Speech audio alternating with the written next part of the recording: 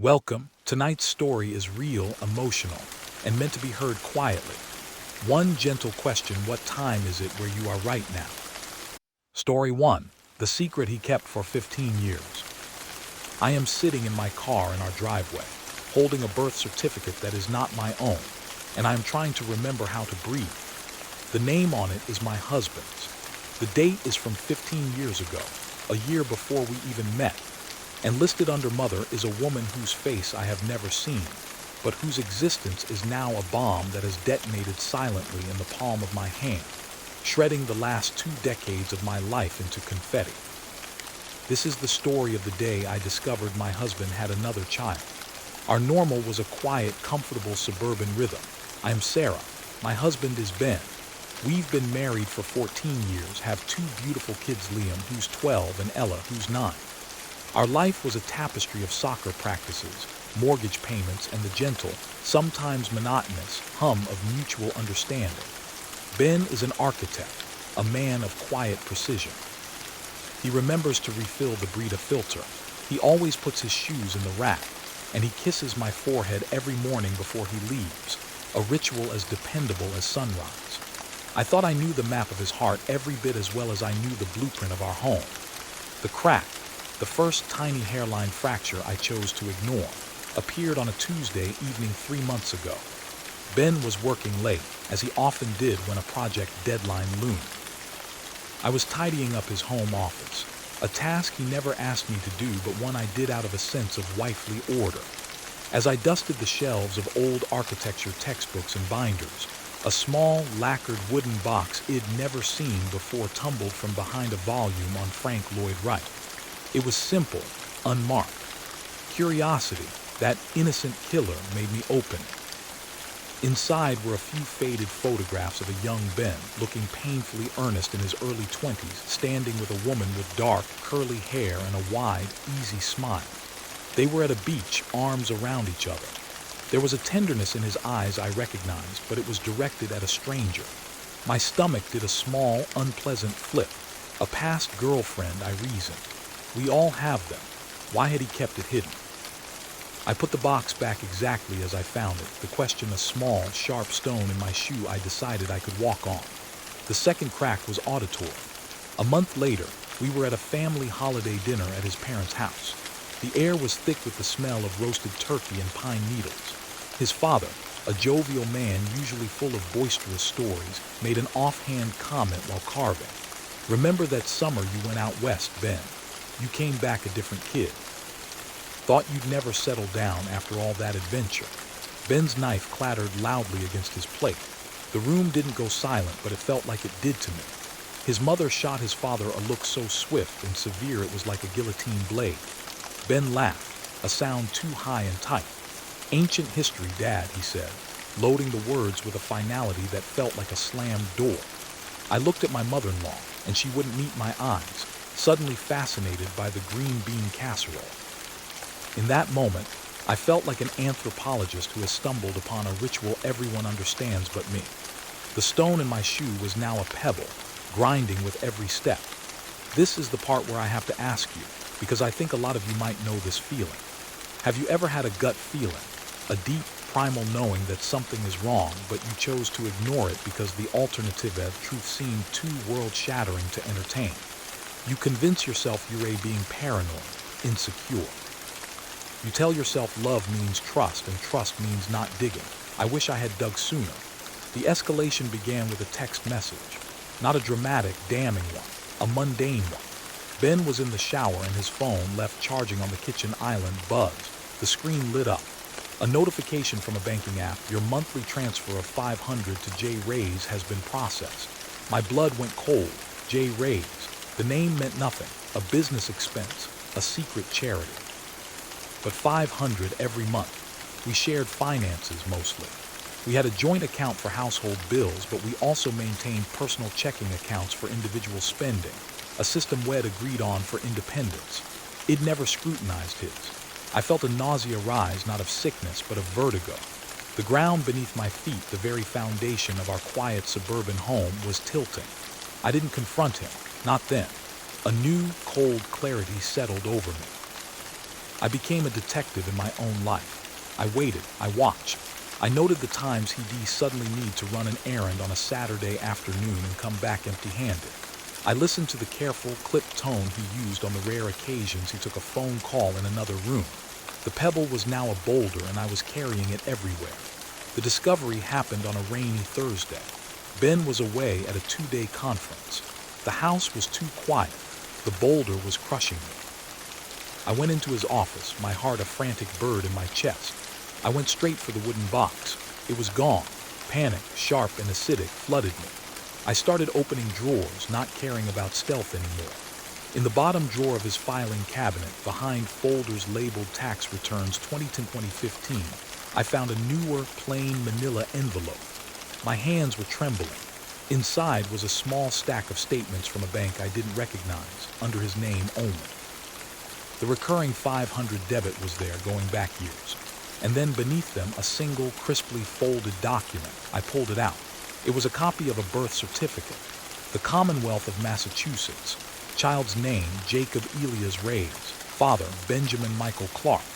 Mother, Jessica Lynn Reyes. Date of birth, May 17th, 15 years ago. The world did not go black.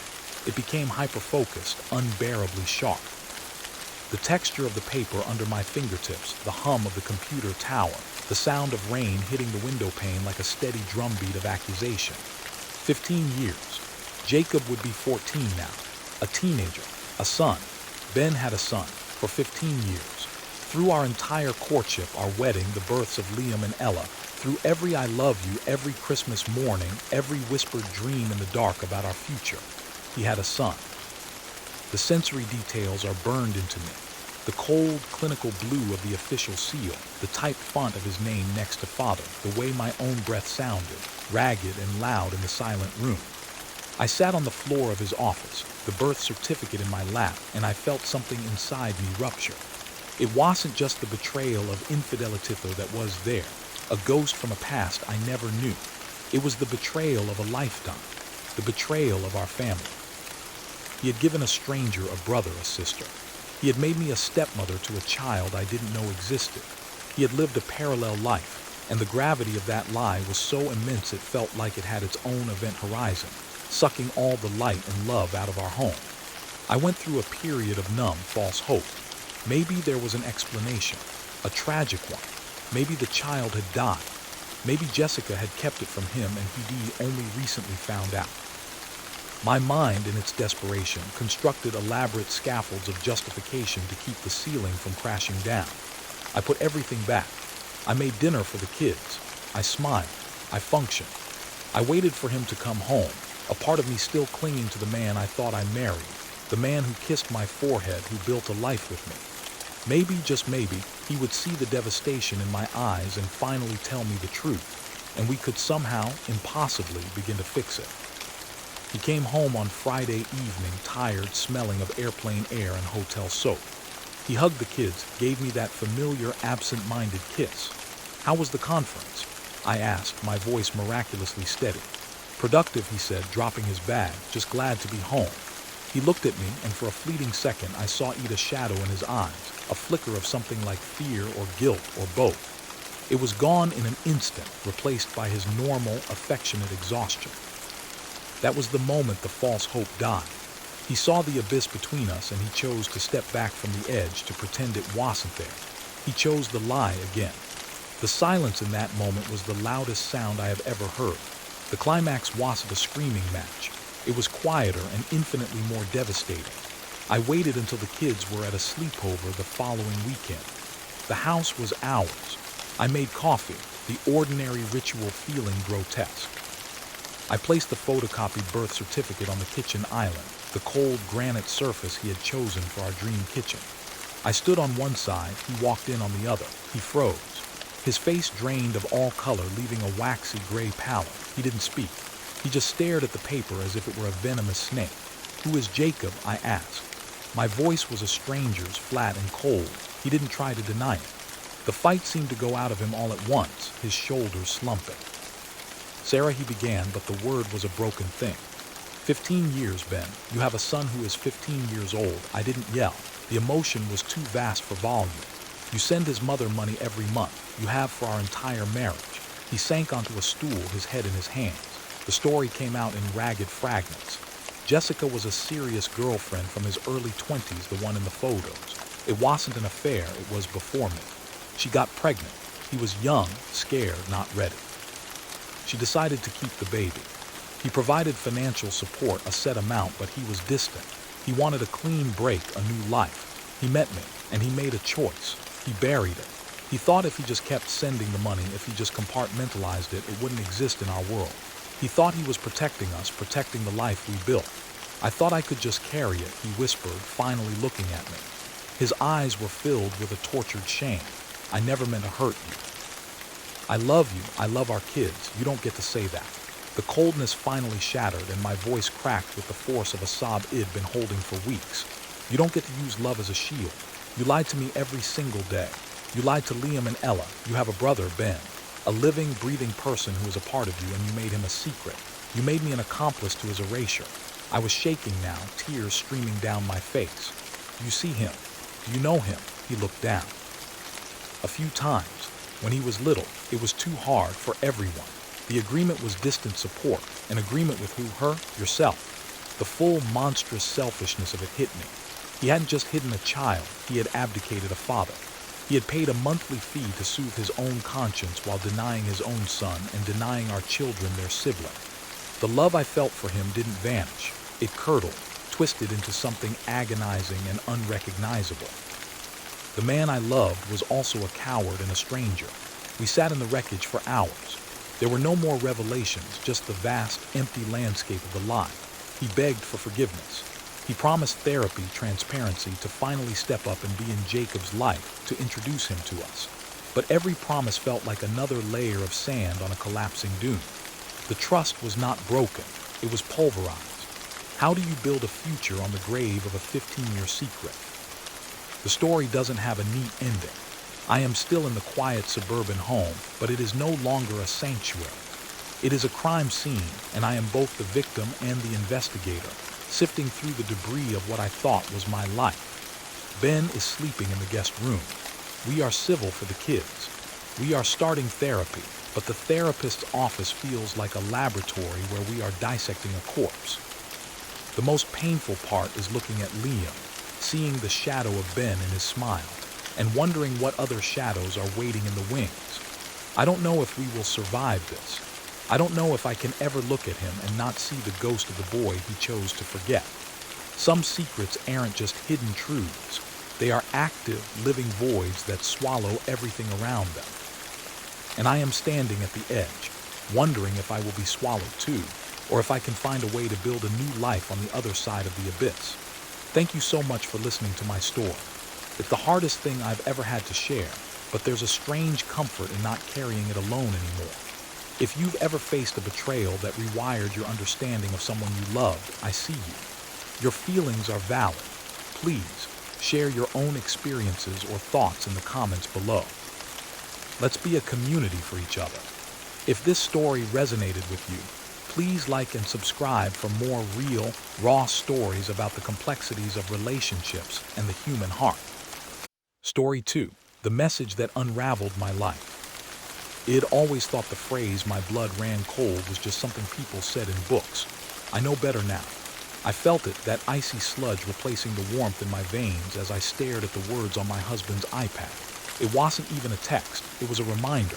A calendar alert blinking innocently against the dark screen. Daddy-daughter zoo day, 10 a.m. Don't forget the pink backpack. The date was this Saturday. Our daughter, Lily, is terrified of monkeys. She has been since she was 3. We don't own a pink backpack. My name is Sarah. For 12 years, my life was a picture I'd carefully composed and framed. It hung in the gallery of my mind titled Normal, Happy Family. The frame was our quiet suburban home with its perpetually muddy garden. The subjects were me, my husband Ben, and our 7-year-old Lily. The lighting was always soft, golden hour perfection, even on the rainiest Tuesday. I believed in that picture. I curated it. I dusted its glass every single morning when I made the beds, packed the lunches, and kissed my husband goodbye as he headed to his architecture firm. Ben was he is steady, or he was. The kind of man who remembers to rotate the tires and brings me tea when I have a headache. We weren't passionate maybe, but we were solid, or so I thought. The cracks, though. You never see them as cracks when you are living inside the picture. You see them as smudges, little bits of life's inevitable dust. Ben had been working later. A big project, he said. A new eco-housing development that was consuming him. His phone, which used to live on the kitchen counter, now seemed grafted to his palm. He'd tilt the screen away when I walked by to refill my water glass. Client confidentiality, he'd murmur, not looking up. Then there was the new cologne. Something sharp and woody, unlike the clean, soapy scent Id bought him for years. The guys at work said I needed to update my vibe, he'd laughed, a sound that didn't quite reach his eyes. And the emotional distance, a gulf that felt wider than just work stress. Our conversations had become logistical briefings. Did you pay the electric? Lily has dentist Thursday. Your mother called. Id chalked it all up to the universal marital slump, the quiet erosion that happens after a decade when you're more co-CEOs of a small, demanding enterprise than lovers. I want to pause here and ask you something. Have you ever had a gut feeling, a tiny, whispering dread in the back of your mind that you deliberately chose to silence? You tell yourself you're being paranoid or dramatic or insecure. You list all the logical reasons why your fear is unfounded. You become an attorney for the defense of your own peace, arguing against the one witness of your own intuition who knows the truth. That's where I lived for months. In that courtroom of my own making, dismissing my own evidence. The discovery wasn't dramatic. It was a Tuesday. Ben had left for work, rushing out the door and forgetting his iPad, which he used for work sketches. Lily was at school. The house was silent, a hollow kind of quiet that seems to amplify every tick of the clock. I was cleaning, wiping down the kitchen island when I saw it. The screen lit up with that notification. Daddy-daughter zoo day. The exclamation points felt like a mockery. A cold, clinical curiosity settled over me. This wasn't the heat of suspicion. It was the frost of investigation. I didn't even hesitate. I picked it up. His password was still Lily's birthday. The betrayal of that, his use of our child as the key to his secret world, hit me first. I opened his calendar. There it was, a block every other Saturday, labeled Site Visit Project Green. But the details were in the notes. Meet at usual spot. Pick up E from ballet first. Remember her allergy meds, her. My hands were so steady it scared me. I opened his email, searching for Project Green. Nothing. I opened his messages, deleted folder, and there they were, months of them, to a contact saved under a colleague's name mark. But the messages weren't about zoning laws. Can't wait to see you both tomorrow. Tell Ellie the zebras are waiting. She loved the book. Calls you her storytime champion. Last night was everything. Watching you read to her, I never knew I could feel this whole again. The world didn't spin. It crystallized. Every object in my kitchen toaster, the fruit bowl, the stupid motivational magnet about family on the fridge became sharp and hyperreal. I read about ballet recitals Id never seen. About a little girl named Ellie who was afraid of the dark but loved zebras. About a woman named Clara whose laughter, Ben wrote, lit up the darkest parts of me. I read until I knew the shape of their lives, this other family. I saw a photo sent weeks ago. Ben, his face relaxed in a joy I hadn't seen in years, crouching beside a little girl with brown curls and a gap-toothed smile in front of a carousel. She was holding a pink backpack. I did not scream. I did not throw the iPad. I placed it back exactly where I found it. I finished wiping the counter. Then I walked to the bathroom, looked in the mirror, and met the eyes of a woman whose entire history had just been rewritten. The life I thought I was living was a ghost life. The real one was happening in parks and zoos, and I learned from a later, more devastating search of our shared finances. A small apartment in the next town over, paid for from an account I never knew existed. That night, Ben came home, all faux exhausted sighs. Rough day on site, he said, hanging his keys on the hook. The hook Id installed. In the house Id made a home. I made dinner. We ate. I asked about his day. He gave vague answers. I watched his mouth form the lies, marveling at the mechanics of it. The ordinary betrayal of chewing, swallowing, smiling at Lily. I felt like an anthropologist observing a species of which I was no longer a part. For a week, I lived in a state of suspended animation. I gathered evidence with the precision of a forensic accountant. The separate bank statements hidden in a file at the back of his office drawer, the lease agreement for the apartment, the pediatrician's bills for an Ellie M with Ben listed as the guarantor. I hired a private investigator, a grim-faced woman who confirmed it all with a folder of photographs that stole the air from my lungs. Clara was a teacher. Ellie was 4. They'd been together for 2 years. 2 years. The false hope wasn't hope for reconciliation. It was the brief, insane delusion that maybe there was a single, salvageable explanation. A long-lost niece, a charity project gone weirdly personal. But the evidence was a wall and I was done banging my head against it. The climax wasn't a shouting match. I orchestrated it. On a Saturday morning, the day of the daddy-daughter zoo day, I told Ben we needed to talk after Lily's soccer practice. He agreed, distracted, already checking his watch. When he came home, Lily was at my mother's. I had printed everything. The emails, the financials, the lease, the photos. I laid them out on our dining room table like exhibits in a trial. I didn't say a word. I just pointed to the chair. He walked in, his smile fading as he took in the tableau. His face went through phases: confusion, recognition, dawning horror, and finally a terrible, crumbling defeat. He didn't try to deny it. He just sank into the chair, his head in his hands. "Sarah," he began, his voice thick. "How old is she?" My voice was a stranger's, flat and cold. "Ellie, she's 4. When is her birthday?" "May 15th. I did the math. Conceived around the time my father died, when Ben was supposedly working late every night while I grieved. The cruelty of the timeline was a fresh knife. "You have another child." It wasn't a question. He nodded, a barely perceptible movement. "Do you love her, Clara?" He was silent for a long time. "It's complicated. It started as a distraction, but then Ellie, she's my daughter." "I love my daughter." "You have a daughter," I corrected, my voice finally cracking. "Her name is Lily. Or did you forget her too when you were playing house with your new family?" The conversation that followed was a river of poison. He cried. He said he felt trapped in our life, that he felt like a ghost in his own home. He said Clara made him feel seen.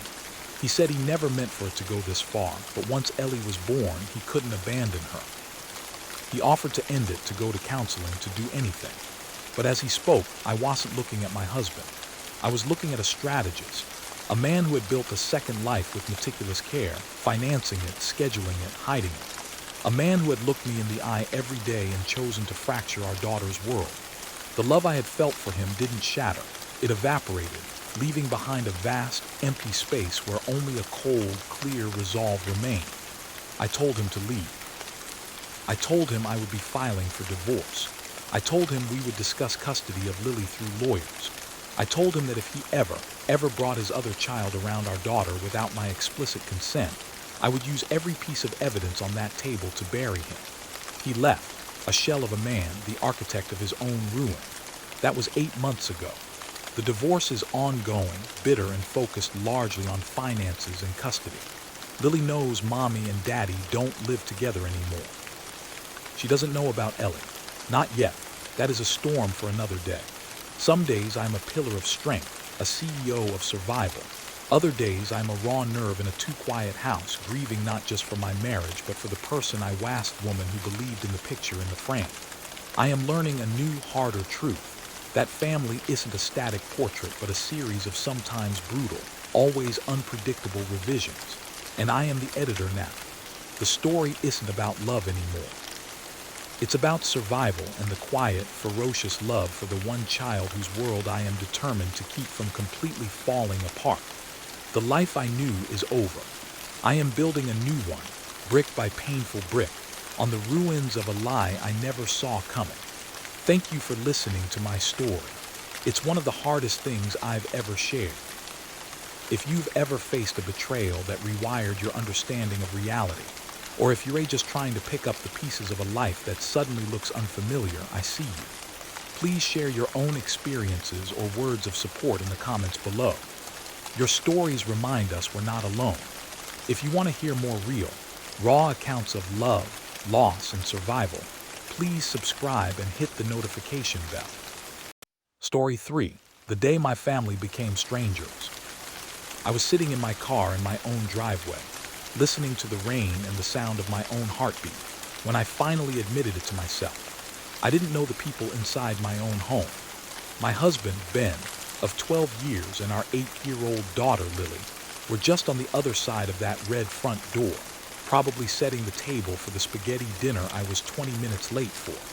But the feeling that had been a whisper for months was now a scream in my skull. They were a closed circle, and I was the outsider looking in. My name is Maya, and this is the story of how a simple bank statement unraveled my entire life. Our normal was a carefully constructed diorama of suburban bliss. I was the one who made the packed lunches with the crusts cut off, who volunteered for the school book fair, who remembered every pediatrician appointment and parent-teacher conference.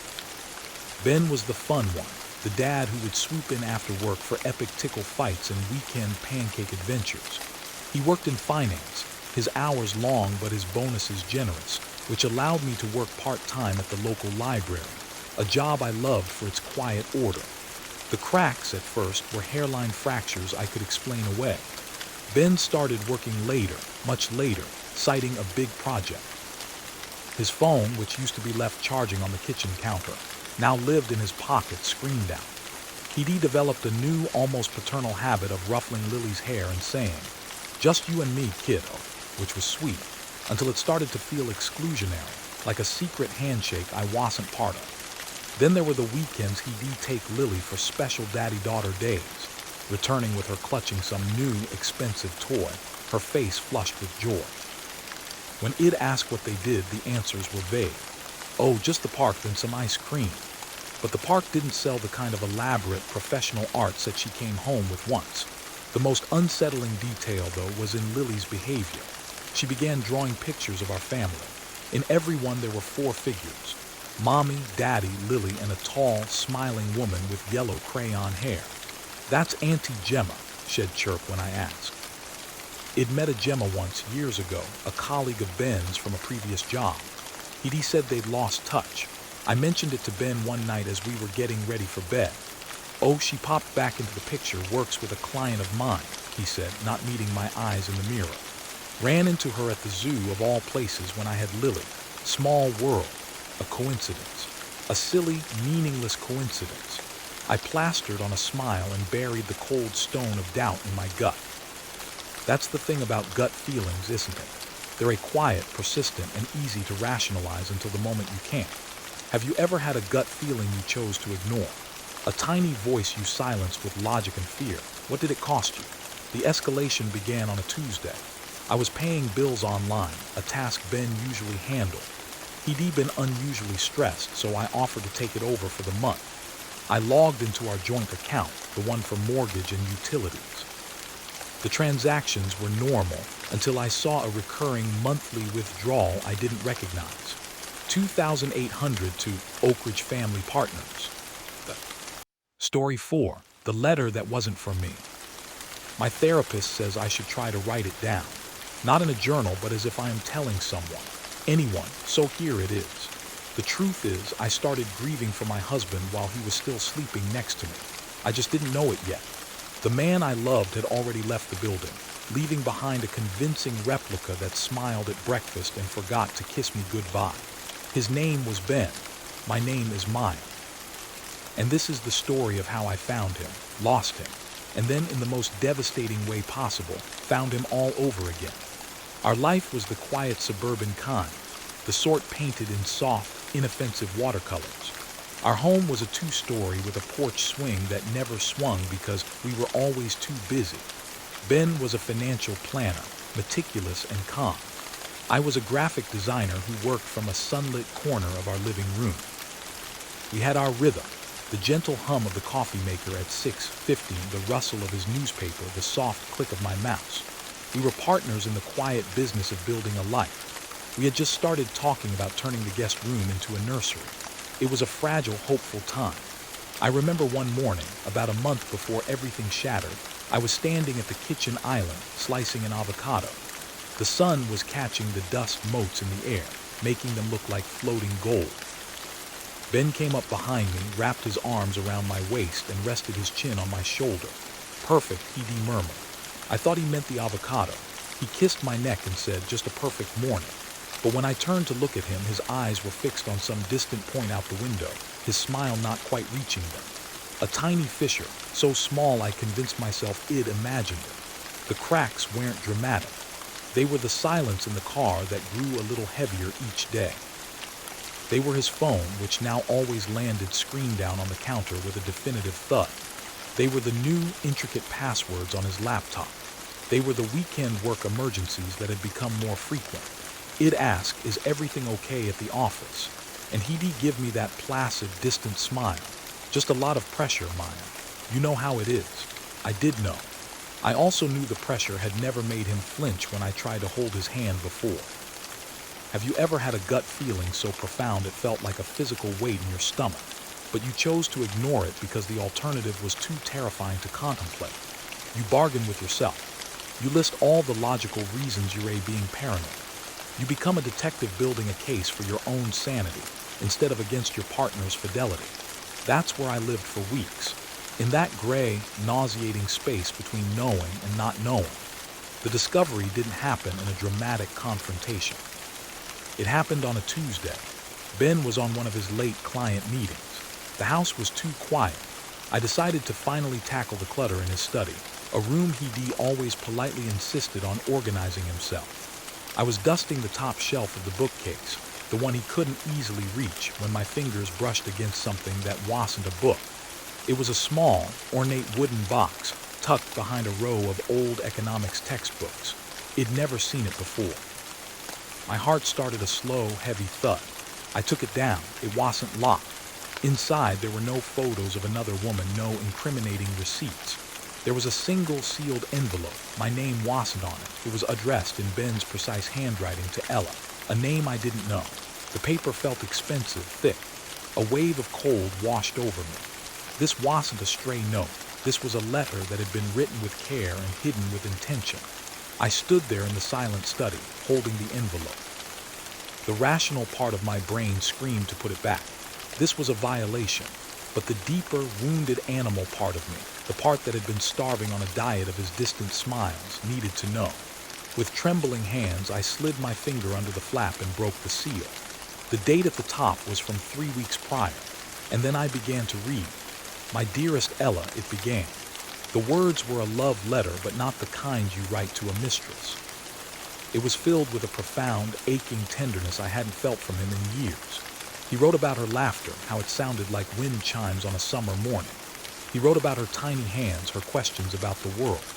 He described teaching her to ride a bike in the park, the way she'd gripped the handlebars with fierce determination. He wrote, "Every time I have to leave you, a piece of my soul stays behind in that little yellow house. You are my greatest joy and my deepest sorrow." The letter wasn't signed Ben. It was signed Daddy. The physical sensation was like being plunged into icy water. I couldn't breathe. I sank to the floor, the expensive paper crumpling in my fist. Ella, a daughter, a little yellow house, a whole other life. The financial pressure, the weekend work, the emotional distancing all snapped into a horrifying, perfect clarity. He wasn't having an affair. He had a family. He came home 2 hours later, his tie loosened, humming softly. He found me in the study, still on the floor, the letter splayed between us like a crime scene photo. The color drained from his face. "Maya," he whispered, the word a plea and a confession all at once. I just held up the letter. I didn't scream. My voice was a hollow, foreign thing. "Who is Ella?" What followed was a confession delivered in a monotone, as if he'd rehearsed this moment in his head 1,000 times. Her name was Clara. They'd met 8 years ago, a brief connection before he and I got serious. It ended, he said, or so he thought. 4 years into our marriage, Shed contacted him. Ella was 3. A paternity test confirmed it. He'd been providing for them financially ever since. The other life was 2 suburbs over, a little yellow house. Weekends at the zoo, bedtime stories over video call. "I wanted to tell you," he said, his eyes begging me to believe him. "But we were just starting to try for our own baby. I was trapped. I thought I could manage both, protect everyone." In the days that followed, a bizarre, fragile calm descended. He was remorseful, transparent. He gave me all the passwords, showed me bank statements. He agreed to couples therapy. He promised to establish boundaries with Clara to slowly integrate the truth into our lives. He cried real tears and held me, and for a few desperate days I let myself be held. Maybe this was the unimaginable thing we could survive. Maybe his betrayal was born of panic, not malice. He was a father. Could I really ask him to abandon his child? I wrestled with this, painting myself as the understanding, evolved wife. This was the false hope, the anesthesia before the real surgery. The therapy session was the climax. We sat in the therapist's soothing, beige office, a box of tissues between us. The therapist asked Ben to explain, in his own words, why he'd chosen secrecy over honesty. He began his well-practiced narrative of fear and obligation. Then she asked a simple question. Ben, when you were with Ella in the little yellow house, did you ever wish you could stay? Did you ever in your heart feel that was your real family? He didn't answer immediately. The silence stretched, becoming a physical entity in the room. He looked down at his hands, then out the window, and finally his shoulders slumped in a surrender more absolute than any shouting match. He didn't look at me. He whispered sometimes. Then a little stronger, yes. It felt simpler, real. Those two words, simpler and real, detonated the last of my world. All the financial betrayal, the secret family, the lies, they were wounds. But this was the kill shot. In his heart, the life we were building, the future we were dreaming of, was the complicated facade. The other woman's home was his sanctuary. I felt the love I had for him, the entire architecture of our marriage, collapse inward in that moment. There was no rage, just a vast, silent emptiness. I stood up, my body moving on autopilot. I looked at the man who was my husband, now a stranger sitting in a beige chair. "I am done," I said, my voice eerily calm. "There's nothing left to rebuild here. I filed for divorce." The proceedings were a cold, logistical unraveling of a life. The house, the accounts, the porch swing. We divided it all with sterile efficiency. The last time I saw him was in the courtroom hallway after the decree was finalized. He looked older, diminished. He started to say, "Maya, I am so," but I just shook my head and kept walking. There were no more words. Some stories don't have neat endings or lessons learned. Some truths are just graves you have to walk away from. Now I live in a small apartment with north-facing light. The quiet is different. It's mine. I am learning the shape of my own life again without the shadow of his other one. I don't know if he'll ever trust like that again. I don't know if he'll ever have the family I wanted. Some days the anger finds me. Most days it's just a quiet, persistent sadness for the woman I was, who believed in the man he pretended to be. I survived the betrayal. Now I am learning how to survive the peace. Thank you for listening to my story. It's a heavy one to carry, and sharing it here with you makes it feel a little lighter. If you've ever faced a truth that changed everything, or if you're in that gray space of suspicion right now, I see you. Your experiences are valid. Please share your own thoughts or stories in the comments below. Let's be a community for each other. And if this resonated with you, please like this video and subscribe for more real, raw stories about the messy, beautiful, and heartbreaking world of human relationships. Thanks for listening. Don't forget to subscribe for more horror stories.